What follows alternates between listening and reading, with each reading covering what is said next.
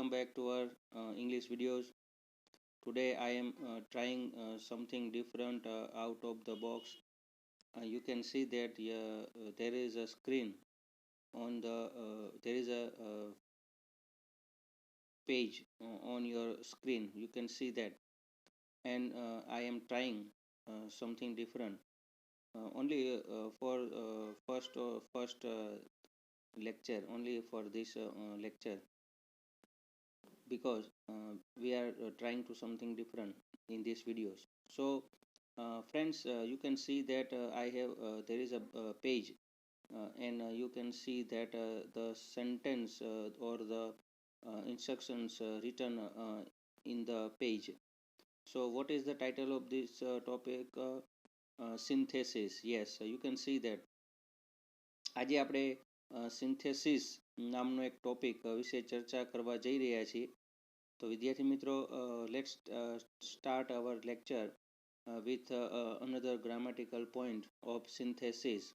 First of all, we need to understand the meaning of these words. What is synthesis? Synthesis is a one type of topic that, or synthesis is a one type of word that connects two or three sentences, and it is useful in your grammatical structure, because in your paper style you have a sentence that referred by the paper or by board examiner, that you have to return a sentences, and you have to correct the sentences with the some grammatical structure. So let's start our topic. Yes, સિન્થેસિસનો મતલબ આમ તો જોઈએ તો સંયોજકો થાય છે. સંયોજકોની મદદથી જોડી એક અર્થસભર વાક્ય બનાવવાનું હોય છે. હવે સિન્થેસિસની અંદર શું કઈ વસ્તુઓ આવે છે તમે જોઈ શકો છો ઓન યોર સ્ક્રીન. ધો, અલ્ધો, ઇવન ધો, ઇવન ઇફ, એનો ગુજરાતી અર્થ થાય છે છતાં પણ. હવે આ ટોપિકની અંદર આપણે જે કંઈ પણ બધા અંગ્રેજીમાં શબ્દ શીખી ગયા એ yes, I have read this topic, and just before I have told you that these are the words that used in the used as a conjunction, or used to make a sentence, or used to make a combined sentence. Yes, these are the words that uh, use to make a sentences, like though, although, even though, even if. આ બધા શબ્દો જે તમે screen ઉપર જોઈ રહ્યા છો એ બધા શબ્દોથી આપણે પરિચિત છીએ જ, પરંતુ દરેક શબ્દનો મતલબ, દરેક શબ્દ છે ને અલગ અલગ ટોપિકની અંદર પૂછાતો હોય છે. જેમ કે અહીંયા આ બધા જે શબ્દ છે ને એનો એ ઉપયોગ છે એ એઝ એ કનેક્ટર્સ તરીકે, જે કન્જંક્શન તરીકે ઉપયોગ કરવામાં આવે છે. હવે તમે જોઈ શકો છો, જો આ સંયોજકો બે વાક્ય વચ્ચે વિરોધાભાસ દર્શાવે છે, જેમ કે તમે જોઈ શકો છો. અને બીજો ઉપયોગ શું છે તો કે વાક્યની શરૂઆતમાં કે વચ્ચે આવે છે. જો અહીંયા બે સેન્ટેન્સ આપેલા છે કે he is clever dot he fails in the exam. હવે બંને વાક્ય એકબીજાથી વિપરીત છે, અને વિપરીત હોય ને તો જ આ શબ્દો જે છે ધો, અલ્ધો, ઇવન ઇફ નો જ તમે ઉપયોગ કરી શકો છો. જેમ કે જો અહીંયા લખ્યું છે કે ધો હી ઇઝ ક્લેવર, પછી કોમા છે, અલ્પ વિરામ છે, હી ફેલ્સ ઇન એક્ઝામ. તો તમે જોઈ શકો છો અહીંયા કે આ બધા જે શબ્દો છે, ચારેય શબ્દોનો ગુજરાતી અર્થ થાય છે છતાં પણ, અથવા પરંતુ. એનો મતલબ શું થાય છે કે બે વાક્યો આપેલા હોય તો બંને વાક્યને જોડવા માટે આ બધા શબ્દોનો ઉપયોગ કરી શકાય. અને એનો મતલબ એવો થાય છે કે એક વાક્ય હકાર હોવું જોઈએ અને બીજું વાક્ય નકાર હોવું જોઈએ. જો અહીંયા આપેલું છે though he is clever, comma he fails in exam. બીજું વાક્ય જોઈએ આપણે. My neighbour can run fast, he is old. My neighbour can run fast although he is old. અહીંયા જો અલ્ધો આપ્યું છે, ધો આપ્યું છે, એ અલ્ધો, ઇવન ધો અને ઇવન ઇફ કોઈ પણ શબ્દનો ઉપયોગ કરી શકો છો તમે વાક્ય બનાવવા માટે. અથવા તમને એક્ઝામની અંદર વાક્ય સાચા છે કે ખોટા એવું પણ આપે કે ભાઈ આ વાક્યની અંદર કોઈ મિસ્ટેક છે અથવા કયું વાક્ય આ 4 વાક્યમાંથી સાચું છે, તો વિકલ્પ તરીકે પણ તમને જ્યારે આપવામાં આવે તો તમે એને જો શબ્દોનો મતલબ તમને ખબર હોય તો તમે આ શબ્દ જે છે એનું વાક્ય સાચું હોય કે ખોટું એ તમે ટીક કરી શકો છો. પછી બીજું જોઈએ, બીજું છે બટ, યેટ અને સ્ટીલ. એનો મતલબ પણ શું થાય છે? પરંતુ અને છતાં પણ. આ બંને સંયોજક આ બે વાક્ય વચ્ચે વિરોધાભાસ દર્શાવે છે. ઓલા ઉપરના શબ્દો પણ વિરોધાભાસ જ દર્શાવે છે, પરંતુ એ બંને વચ્ચે તફાવત શું છે કે જો ધો, અલ્ધો, ઇવન ધો અને ઇવન ઇફ છે ને એ વાક્યની વચ્ચે આવે અથવા શરૂઆતમાં આવે, જ્યારે આ 3 શબ્દો જે છે ને બટ, યેટ અને સ્ટીલ એ વાક્યની વચ્ચે જ આવે છે. સમજી લીધું? આટલો ડિફરન્સ છે વિદ્યાર્થી મિત્રો. I am poor but I am happy. Yes, you can see that on the screen that but is used to combine a sentence which is a differ or which has a different meaning. Yes, which is or which has opposite meaning. બરોબર? She had more rupees, she looked sad. હવે આ બંને વાક્યને જોડવું છે તો she had more rupees yet she looked sad. Yes. બંને વાક્ય વચ્ચે વિરોધાભાસ હોય તો તમે દર્શાવી શકો છો, જેમ કે I am happy but I am not satisfied. તમે હું ખુશ છું પરંતુ હું સંતોષી નથી. આઈ એમ રીચ અથવા he is rich but he is not happy. Yes, તે પૈસાદાર છે પરંતુ તે સુખી નથી. અથવા he is rich but he does not help poor. તે પૈસાદાર છે પરંતુ તે કોઈને ગરીબ વ્યક્તિને મદદ કરતો નથી. આ બધા વાક્યો છે તમે લખી શકો છો અથવા એક્ઝામની અંદર પૂછાય તો સાચું છે કે ખોટું એ તમે ટીક કરી શકો છો. નેક્સ્ટ સેન્ટેન્સ, નેક્સ્ટ ટોપિક આપણે જોઈ લઈએ ઇફ. હવે ઇફનો મતલબ થાય છે જો અને તો. ઇફ તો તમે ખ્યાલ જ છે ઇફનું ઉપયોગ શરતનું સૂચન કરે છે. જો શરત દર્શાવે, જો તમે આમ કરશો તો આમ થશે. હવે ઇફનો જે ઉપયોગ છે એ ગ્રામેટિકલ જે એના રૂલ્સ છે ને એનાથી તમે વાકેફ હોવા જોઈએ. વાક્યની શરૂઆતમાં કે વચ્ચે આવે. જો ઇફ અને અનલેસ છે ને એ કન્જંક્શન તરીકે ઉપયોગમાં આવે છે. ઇફ અને અનલેસ છે એ તમે જોઈ શકો છો કે ભાઈ ફંક્શનની અંદર પણ યુઝ કરવામાં આવે છે. ગ્રામેટિકલ પોઈન્ટ છે આ. જો તેની સાથેનું વાક્ય સાદા વર્તમાન કાળમાં અને પછીનું વાક્ય સાદા ભવિષ્યકાળમાં હોય. જો આ એનો નિયમ છે. You work hard you will pass. હવે એને જોડવું હોય, કન્ડિશન દર્શાવે. અંગ્રેજીમાં એને શું કહેશું આપણે? કન્ડિશન. એટલે શરત દર્શાવે છે. શું શરત છે જોવો તમે, if you work hard you will pass. જો તમે સખત મહેનત કરશો તો તમે પાસ થશો. તમે જોઈ શકો છો અહીંયા સ્ક્રીન ઉપર. If you read this instruction carefully, you will write the answer properly. જો તમે ઇન્સ્ટ્રક્શન સાચી રીતે વાંચશો તો તમે જવાબ સાચા લખી શકશો. If you pay attention here, you will get more knowledge. તો તમે સમજાય છે ને વિદ્યાર્થી મિત્રો? અથવા તો સંભળાય છે ને હું જે બોલું છું તે? સંભળાણું? If you pay attention here, you will get more knowledge અથવા you will get knowledge.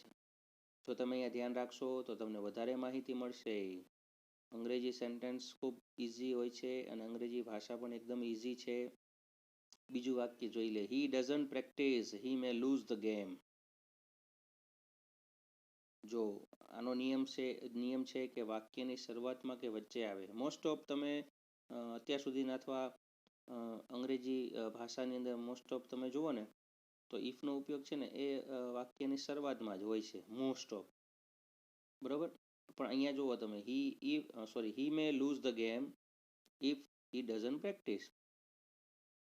આ જ વાક્યને આપણે ઇફથી આગળ લખવું હોય તો if he doesn't practice he may lose the game તો પણ યુઝ કરી શકાય. તમે એને ઇફને આગળ પણ યુઝ કરી શકો છો.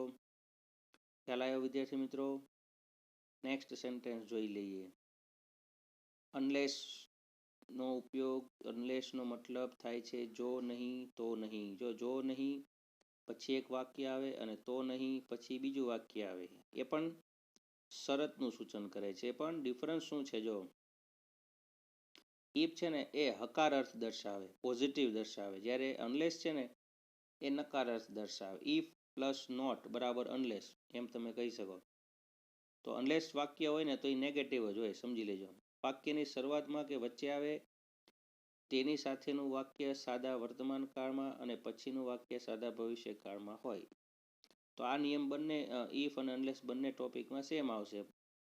Difference is that if is use in positive manner while unless is used in negative manner. સમજાઈ ગયું? Both the words came either as a either in a first or in a middle. Okay? જો તમે જોઈ શકો છો study hard you will not pass. જો અહીંયા વાત તમે સમજી લ્યો. સ્ટડી હાર્ડ નહીતર પાસ નહીં થાવ. Unless you study hard you will not pass. એક વાક્ય એટલે આખું વાક્ય જો અનલેસનું યુઝ કરીએ ને તો એ વાક્ય નેગેટિવ થઈ જાય. જો તમે અભ્યાસ નહીં કરો જો તમે સખત મહેનત નહીં કરો તો યુ વિલ નોટ પાસ. એ તો સાચી વાત છે. Unless you pay attention here you will not get knowledge. જો તમે અહીંયા ધ્યાન નહીં આપો તો તમને માહિતી નહીં મળે. સમજાઈ ગયું વિદ્યાર્થી મિત્રો? ખ્યાલ આવ્યો કે ન આવ્યો? યસ. બીજું વાક્ય જોઈએ. જો આપણે she get up late she can not get the bus. She can not get the bus unless she gets up. તો તમે વાક્યનો મતલબ સમજી લ્યો. એક વાક્ય નેગેટિવ છે ને આખું વાક્ય નેગેટિવ જ કહેવાય. જો તેની બસ નહીં પકડી શકે જો તે જલ્દી નહીં ઉઠે તો. જો નહીં તો નહીં. Unless she gets up late she can not get the bus. Get the બસનો મતલબ બસમાં ચડવું અથવા બસ પકડવી. કેચ ધ બસ પણ લખી શકાય. બરોબર? ગેટ ઓન ધ બસ પણ લખી શકાય.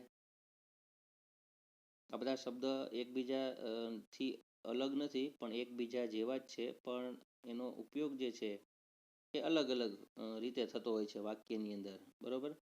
તો અંગ્રેજીમાં એ તો ખાસિયત છે કે એક શબ્દ જે છે એ બીજા શબ્દ અથવા બીજા ગ્રામરના ટોપિકમાં એ શબ્દનો ઉપયોગ અલગ રીતે થાય છે. તો આપણે ગ્રામેટિકલ ટોપિક ઉપર જ ભાર મૂકવાનો છે કે ભાઈ we are studying synthesis so we have to focus on the word that combines two sentences or three sentences or phrases or subjects or objects. બરોબર? Let's start another point. When oblique as soon as. તો એનો મતલબ શું થાય છે વિદ્યાર્થી મિત્રો? જ્યારે અને ત્યારે. જો સમયનું સૂચન કરે. આ વેન જે છે એ કાં તો વાક્યની શરૂઆતમાં આવશે અથવા તો વચ્ચે આવશે. તમે જોઈ શકો છો sentence I meet my friend he finish his work. When I meet my friend he finish his work. તો વેન શબ્દ જે છે એ સમય દર્શાવે. વેન એટલે ક્યારે, વેન એટલે જ્યારે બંને થાય છે. વેનનો પાછો ઉપયોગ રિલેટિવ પ્રોનાઉન તરીકે પણ થાય. જો બરાબર? અને અહીંયા વેનનો ઉપયોગ સમય દર્શાવે, ખાલી સમય. હવે એની સાથેનું વાક્ય અને આ વાક્ય છે એ ટેન્સમાં પણ ઉપયોગમાં લઈ શકાય. સાદા ભૂતકાળમાં એક વાક્ય હોય. બરાબર? જેમ કે ચાલુ ભૂતકાળનું વાક્ય હોય તો પણ યુઝ કરી શકાય. When I met my friend he finished his homework. When એટલે જ્યારે, જ્યારે એટલે સમય. જ્યારે હું મારા મિત્રને મળ્યો ત્યારે તેણે તેનું કાર્ય પૂરું કરી નાખ્યું હતું. When I received the message the work has been already done. જ્યારે મને મેસેજ મળ્યો ત્યારે કામ થઈ ચૂક્યું હતું. વેન આઈ saw her અથવા when I saw him he completed his work. When I called him he finished his homework. બરોબર?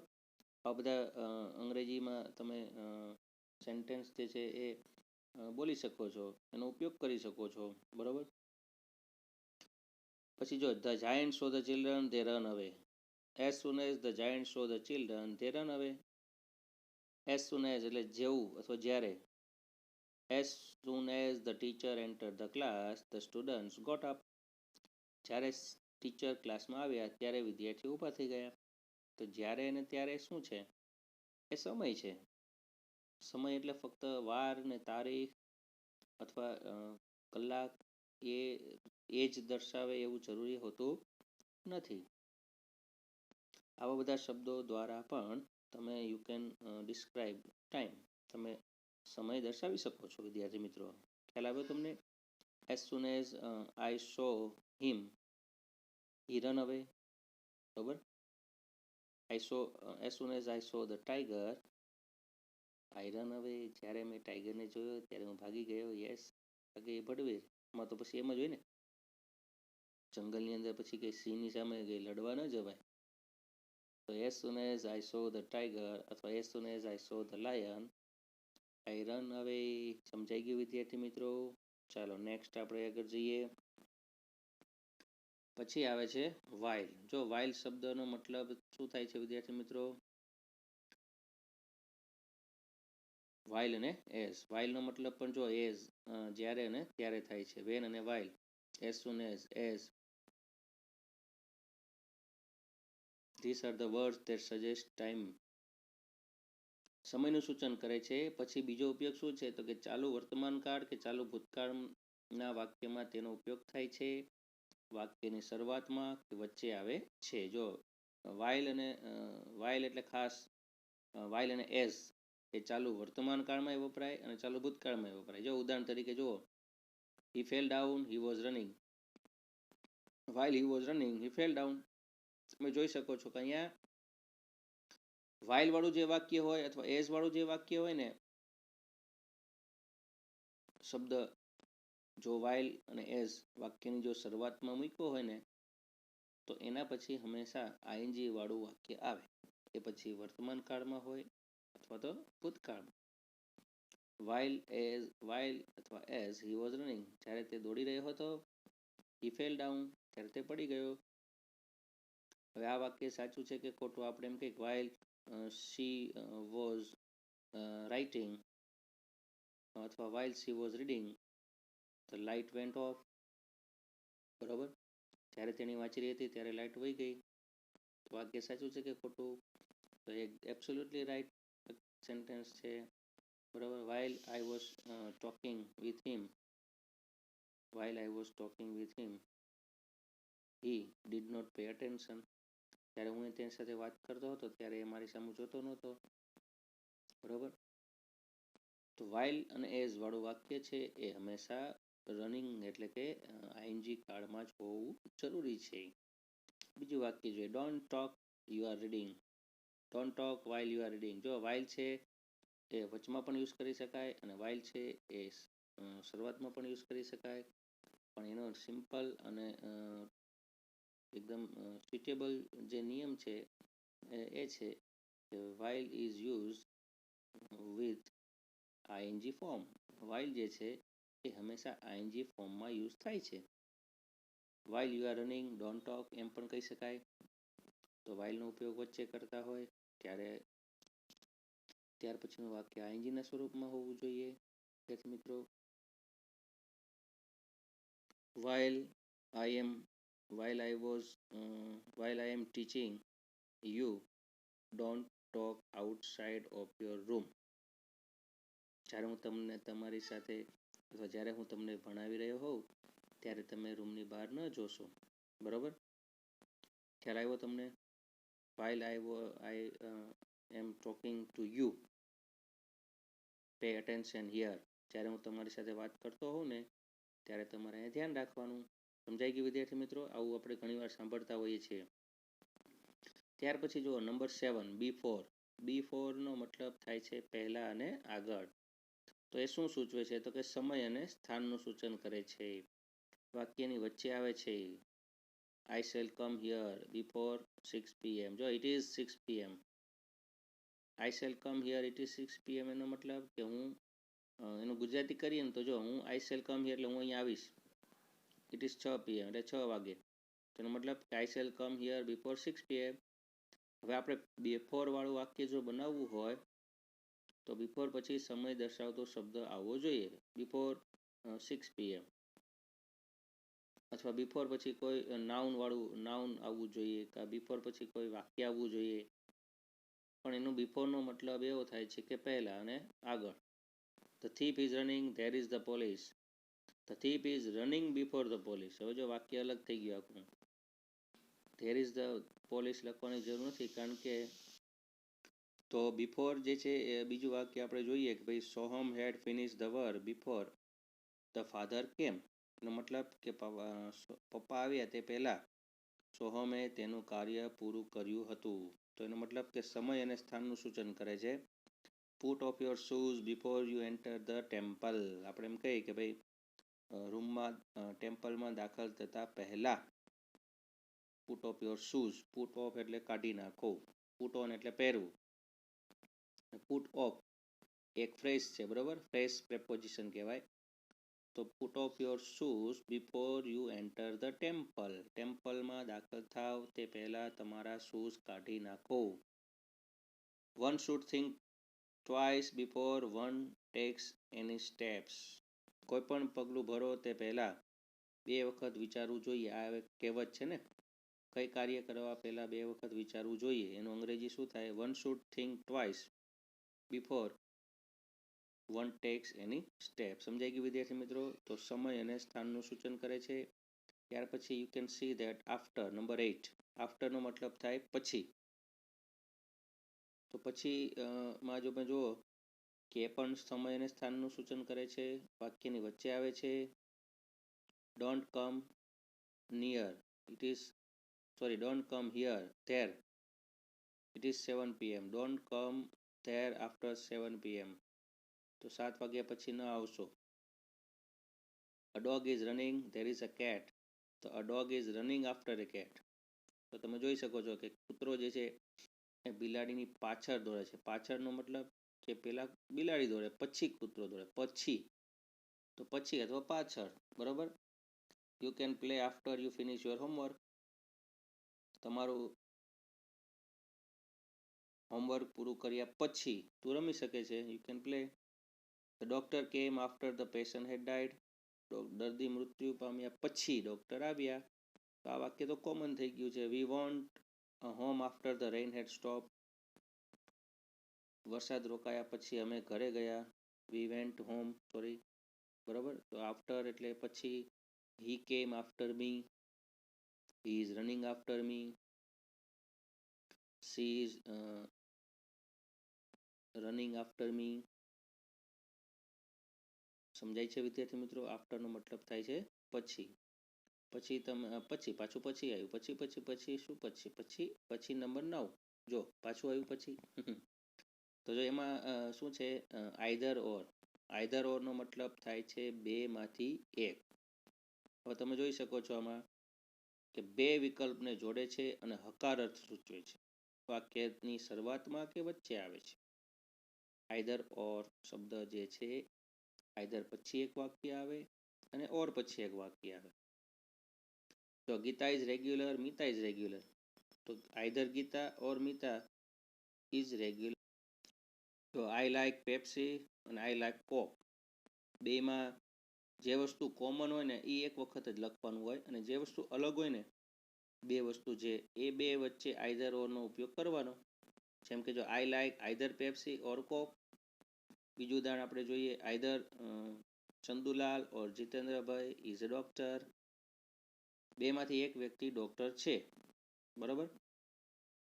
Alpesh is either a teacher or a writer, તો અલ્પેશ કાં તો રાઇટર છે અથવા ટીચર છે, તો અહીંયા ટીચર અને રાઇટરની વચમાં આવ્યું.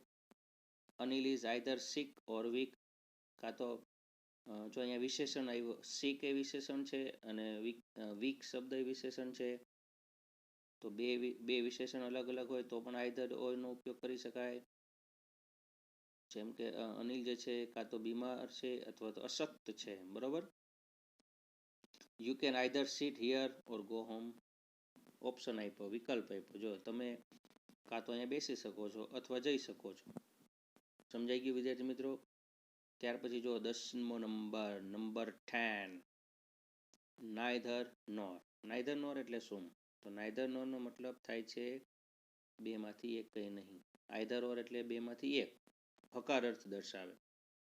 નાઇધર નોર નો મતલબ બેમાંથી એક કંઈ નહીં એટલે નકાર અર્થ દર્શાવે. બાકી ઉપયોગ તો સેમ જ છે બંનેનો, આઈધર ઓર અને નાઇધર નોર નો. શું ઉપયોગ છે? તો કે બે વિકલ્પને જોડે છે, વાક્યની શરૂઆતમાં અથવા તો વચ્ચે આવે. બરાબર? ક્રિયાપદમાં પણ આવી શકે, ક્રિયા વિશેષણમાં પણ આવી શકે, ગમે અલગ હોય એ વસ્તુને જોડે. તો જો ઉદાહરણ તરીકે mister Patel is not rich, mister Sharma is not rich. હવે તમને સેમ વસ્તુ શું દેખાય છે? તો કે ઇઝ નોટ રીચ એ સેમ વસ્તુ દેખાય છે. તો વોટ ઇઝ ધ ડિફરન્ટ? તો સબ્જેક્ટ આર ડિફરન્સ. બરાબર? સબ્જેક્ટ જે છે એ અલગ છે. તો શું કઈ રીતે જોડશું? તો જે વસ્તુ અલગ છે એ વસ્તુને જોડવા માટે આઈધર ઓર અથવા નાઇધર નોરનો ઉપયોગ કરવામાં આવે છે. અથવા જાતે વાક્ય બનાવવું હોય તો પણ વાક્ય ડાયરેક્ટ બનાવી શકે કે ભાઈ neither mister Patel nor mister Shah is rich. પછી you can drink neither milk nor tea. પછી આપણે બનાવવું ભાઈ neither Chandrikaben nor Sonalben is weak. સમજાય છે વિદ્યાર્થી મિત્રો? પછી બીજું વાક્ય બનાવવું હોય neither Vipul nor Pankaj can help you. બંનેમાંથી કોઈ પણ મદદ નહીં કરી શકે. બીજું ઉદાહરણ જોવું હોય તો જો કે my mother was in trouble but neither of my two uncles helped her. બંને વાક્યોમાંથી કોઈ પણ વ્યક્તિએ કંઈ પણ મદદ કરી ન હતી વિદ્યાર્થી મિત્રો. તો આઈધર ઓર અને નાઇધર નો ઉપયોગ તમને ખ્યાલ આવી ગયો હશે. આજનું આપણે સેશન અહીંયા સુધી રાખીએ છીએ. 10 સિન્થેસિસ આપણે આજે જોયા. જેમ કે તમને દેખાય છે જો ધો, અલ્ધો, ઇવન ધો. બરોબર? પછી બટ, યેટ, સ્ટીલ, પછી ઇફ, પછી અનલેસ, પછી વેન અથવા એસ સૂન, પછી વાઇલ અને એસ, પછી બિફોર એટલે પહેલા, આફ્ટર એટલે પછી, આઈધર ઓર અને નાઇધર ઓર. તો વિદ્યાર્થી મિત્રો આપણે સિન્થેસિસનો ઉપયોગ શીખ્યા છીએ આજે. નેક્સ્ટ વિડીયોની અંદર આપણે બીજા સિન્થેસિસ વિશે અભ્યાસ કરવાના છીએ. આ એક ટોપિક પૂરતો આપણે સ્ક્રીન જે છે એ તમે તમારી નજર સમક્ષ આવશે. પછીના ગ્રામરના વિડીયોમાં આપણે વિડીયો બનાવશું. બરાબર? એટલે ડોન્ટ વરી, કોઈ ચિંતા કરતા નહીં. બરાબર છે? તમને ન સમજાય, ન ખ્યાલ આવે તો તમે સરને જાણ કરી શકો છો. પછી આપણે સમજી લેશું વ્યવસ્થિત રીતે. અત્યાર પૂરતું, હાલ પૂરતું તમારે આટલું ધ્યાન રાખવાનું છે કે આ જે ટોપિક છે ગ્રામરનો એ તમારી ફેરબુકની અંદર તમારે રાઇટ ડાઉન કરી લેવાનું છે. then when we meet અથવા when we will meet we can find out our solutions. બરાબર? till take care of yourself. Have a nice day. Goodbye.